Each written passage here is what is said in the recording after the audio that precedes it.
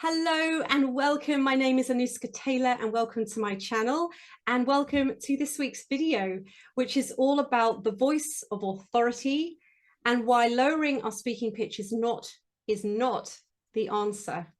I know this is not what you probably have read out in the social media world, but I'd like to explain a little bit more about this in this week's video because it's something that I think there's so much misunderstanding about, and it can actually create more problems than it solves. But I also want to show you that there is an alternative as well. So psychologically, we do associate a lower speaking voice with greater authority, greater assertiveness, more power, more dominance. So it makes sense then, if we're trying to feel and sound more powerful, more confident, more authoritative, more assertive, that we might try and lower our speaking pitch. Now, we might do this consciously, or we might do this unconsciously. And so, you know, some people don't know they're doing it. Some people are very deliberate about doing that. And I think it's very prevalent in our society, particularly for people in the working world, because we believe it's going to make us be taken more seriously. So research was done in 2019 by a team of international psychologists, and they discovered that both men and women actually lowered their speaking pitch when they were giving expert advice, because they wanted to be taken more seriously and they wanted to sound more authoritative. So actually men and women both do this, but I think for women there is a greater sort of driving force behind it, because I think for women we have a long history of feeling like we need to control our voice. We need to change our voice to be heard, to be listened to be taken seriously. And Freud even labeled women with high-pitched voices or voices that were raised as hysterical. And we might also hear people talking about, you know, the high-pitched voices being overly emotional. So if we lower the pitch, then we're not so emotional. So these are the types of labels, I think, that have really challenged women in particular to actually allow their natural voice to come out, versus this feeling that I need to do something, I need to lower my pitch, otherwise no one's going to take me seriously, no one's going to listen to me, and I'm just going to be kind of walked and talked all over. And I think obviously in certain industries it is still very male dominated, so many women then feel like they have to speak like a man. And Margaret Thatcher, British Prime Minister, famously had voice coaching to lower her speaking pitch, because she was obviously in a very male-dominated world as the Prime Minister at that time. So more recently, the true story of Elizabeth Holmes, which was televised into a drama series called The Dropout, and she drastically and noticeably changed her voice to sound deeper, to be taken more seriously in the working context. So we see this today, we see it's been going on for decades. It's so deeply ingrained, I think, in our psyche that we need to do this to be taken seriously, to be more powerful, to be more dominant, to be more authoritative, and to be more assertive. So this is something that I pretty much work with every client on, male or female, regardless of age, because it is so prevalent. And that's why I wanted to talk about this today. So I'm going to share 5 reasons why I believe it's very, very limiting and not the path you really want to go down if you are really serious about your speaking, you're doing a lot of speaking in your business or career, and you really need your voice, you want to make the greatest impact, you want to show up with power and confidence and authority. But I promise you there is another way. But first of all, I want to share 5 reasons why I think it's so limiting. And you may not be aware of this, so hopefully this might be useful. So first of all, when we artificially lower our speaking voice, it's not healthy for the function of our voice. And particularly if we're doing this over prolonged periods of time, so we're speaking for hours every day, over years, decades, it's going to start to have an impact on the functionality of our voice, the ease in our voice, because we are creating excessive tension within the laryngeal muscles. And these are often the clients that come and see myself, because they're obviously not aware that they're doing this, but their voice starts to fatigue. They find that their voice just isn't functioning particularly well, and they don't really know why. And one of the first things I often address is looking at finding more ease with their pitch. So number two, if we are artificially lowering our voice, remember that you may not know that you're doing this, but if we're artificially speaking too low, the voice is likely to be croaky or raspy. And we're going into that kind of vocal fry register in our voice, which is essentially the lowest register the voice can go to. And so your voice might sound something like this. If I was to talk down here, it can then really pull the voice back. You feel like your voice is sitting in the back of your throat versus the voice is forward and free and can move. So that's another sign that the pitch might be too low and is not really where your voice wants to be.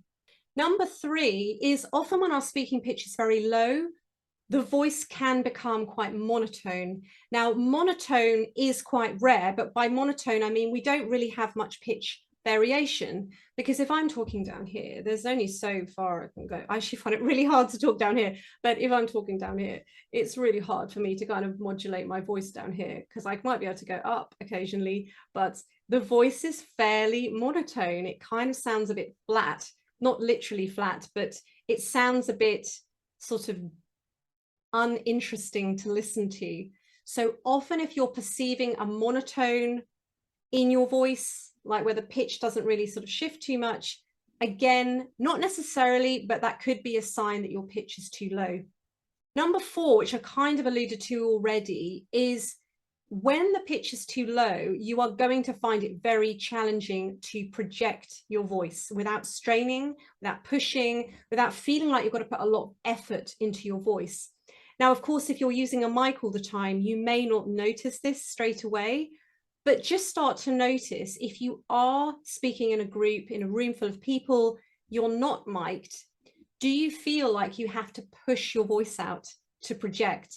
And again, if we're talking down here, I have to really push my voice, and you can't push your voice from there. I mean, you can only push it so much. So it's going to be effortful. And again, that's when we start to get into the strain and the tension and all of that kind of thing, which is ultimately, if done over a long enough period of time, going to create further voice issues. And finally, and I mean, they're not in any particular order because they're all important, but number five is it's not your authentic voice. If you are lowering your pitch, then you're not really being authentically you. You're not bringing yourself to the table. And this is why I bring in Jungian psychology into my voice coaching, because often, again, this is not necessarily conscious, so don't beat yourself up if this is you at all. This is not to blame or judge or criticize, but just to be aware, because often when we lower our pitch, it's actually more about hiding, because as mentioned already, you can't really get the voice out, you can't be expressive, you can't project. It actually really hinders and limits the voice more than it opens the voice up. So often it can be, and again, you have to really check in with yourself because it might not be conscious. Am I trying to hide when I speak? Because when the voice is elevated, when we're using it from where it actually really wants to function, then we can really be heard. Then we can be really articulate and clear and powerful, and people can hear us. So that's a big part of my work, because really the voice doesn't lie. So if in any way we're holding our voice back in some way, shape or form that we may not be conscious of, we don't want to be heard. So I'll just leave you with that for the moment. But let's look now at what the benefits are to finding that more natural, comfortable pitch range for your voice. And I'm going to share an exercise at the end that you can use to start to access that. So first of all, greater ease and freedom. So it's kind of like the opposite to what I've already said, but I'm going to talk about it from a different perspective. So greater ease and freedom, because as I mentioned, the voice is just going to function better because we're not having to push, we're not having to strain, we're not having to get the voice out, because the pitch is just sits in a nice place for us. Now, I do want to say, really important, when I talk about finding your optimal pitch range, it's not normally a drastic shift. It's not normally you're talking down here and now you're going to talk up here. It's normally actually just a very slight elevation in your pitch. So don't think that you're going to sound vastly different. You're still going to sound like you, but your voice is going to feel and sound better. It's going to be more resonant. It's going to be richer. It's going to be fuller. All those things that you want actually when you want to speak with more power and more authority.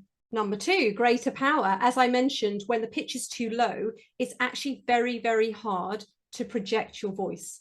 When we speak from this optimal pitch range, we can actually project our voice with minimal effort. And we can have more power in our voice. We can have more authority in our voice.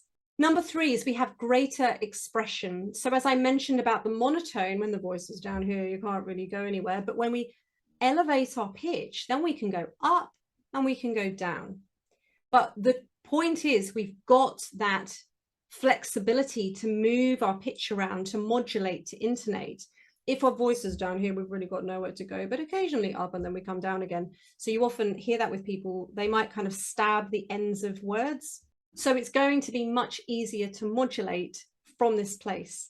And modulation is not only really healthy for the voice, because the voice likes to move, but also it's just more engaging, it's more animated, it's more compelling to listen to than if your voice is just very, very monotone. And then number four is greater presence, because as I mentioned, now you're speaking from your natural pitch range. So you're not hiding behind your voice anymore. You're allowing your true voice to come out. And your voice is ultimately an expression of you. It's literally an expression of your inner world, your thoughts, your feelings and ideas. And now you're really allowing yourself to be fully heard. So that can only be a positive thing if you are someone that is doing a lot of speaking and maybe talking at conferences or events, or you run your own workshops, you do coaching calls with clients. Whatever way you use your voice, you showing up authentically is always, always, always the path you want to go down. So obviously there are many aspects to optimal voice production, and this is just one area that I'm focusing on today, just because I see this as such a misunderstanding and misperception, I think, amongst speakers often, particularly when they haven't had any voice training, they haven't worked on their voice in any particular way. And we do hear a lot, you know, just lower your speaking pitch to sound more authoritative. And I really just think you are creating more problems in the long run than you are solving.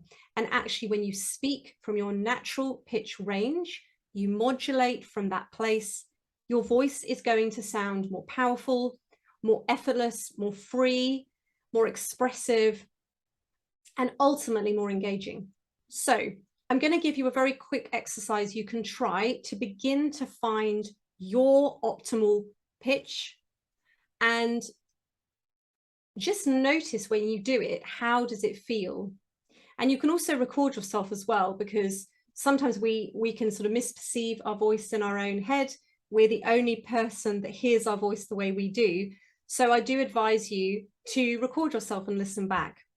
So one of the ways we can do this, and there are a few ways, but this is probably the easiest way to sort of more generally help people, is imagine something tastes nice. So imagine you're going, and there's a bit of an arc in the sound. So it's not, it's like a, Now, there's a few things that you want to notice and focus on, or not focus on, when you do this.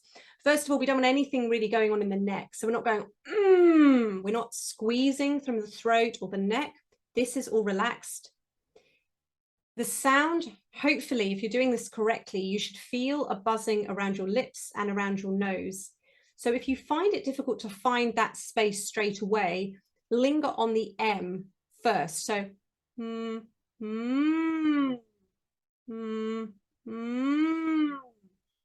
you can put your fingers on your face as well. And you should feel a little bit of a tingling or a buzzing around your mouth and nose. But most importantly, you should feel your neck and your throat are relaxed. And this is how we know that the voice is in this kind of optimal position versus and we're squeezing from here. And so often when we're speaking from an artificially lowered speaking voice, if you really start to tune into your voice, you'll probably feel it's quite sort of tense or tight in your throat. If I talk down here, it feels very kind of heavy in my throat, versus when I speak from this slightly elevated pitch, which is where my voice wants to be, then I can release this and I can focus on bringing the sound forward. So another aspect of optimal voice production is forward resonance, is the sound coming forward, but the pitch really helps to bring that sound forward. So we kind of have to combine them. So that is a really nice way, first of all, to feel that. Then you can start to speak. So a really easy, quick thing to do is just to count. So even count 1 to 5. So 1, 2, 3, 4, 5. 1, 2, 3, 4, 5. So as long as you're feeling the sound forward and you're not feeling any sort of strain or reach or squeeze in your neck or your throat, then it's probably the right place. And I hope that it will feel really good for you. And then when you listen back, you'll be like, actually, that does sound clearer, freer, easier, more engaging for people to listen to. But it actually still sounds like me. It doesn't sound like a totally different person. It's not like you've completely changed your pitch. We're just slightly elevating it. So it just sits in this optimal place for you. And obviously this is going to be different for every single person, but this is a nice, easy way to begin to explore this. Now, just on this topic as well, I have an online course, a 4-part online course. One of the modules in this course is all about pitch, and it's called Free Your Voice. And for August only, so this month only, I am offering the course at $97. Normally it's $197, but as an added bonus, I'm also offering a 30-minute private voice session with myself. And so you get both. You don't have to take the private voice session in August. You do have to take it by the end of the year.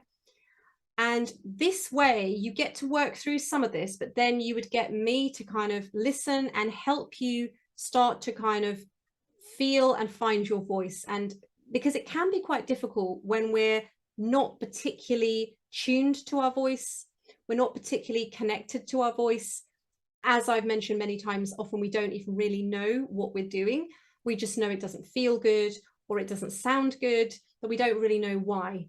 So having someone like myself to really help you understand what you're hearing and what you're feeling is going to really benefit you when you go through the course. So if this is something that's really important to you, this is a brilliant offer, if I do say myself. You have lifetime access to the course, but to get that 30-minute session with me will be worth its weight in gold. You will get enormous value from that, even if nothing else, even if you don't even watch the course. But obviously the idea is you use the course to support you in this journey. Then I can just help you to apply some of these techniques in your own voice. So I'll put the links below. If you have any comments or questions about this video, also please post them below. I'd love to hear. And if you enjoyed this video, please do like and share. And if you are not subscribed to my channel, please do subscribe. It really helps to get my videos out there. The more people that share and like and subscribe, the more reach I get with my videos. So I really do appreciate every one of you that subscribes and watches my videos. So until next week, thank you so much for watching and have a wonderful week.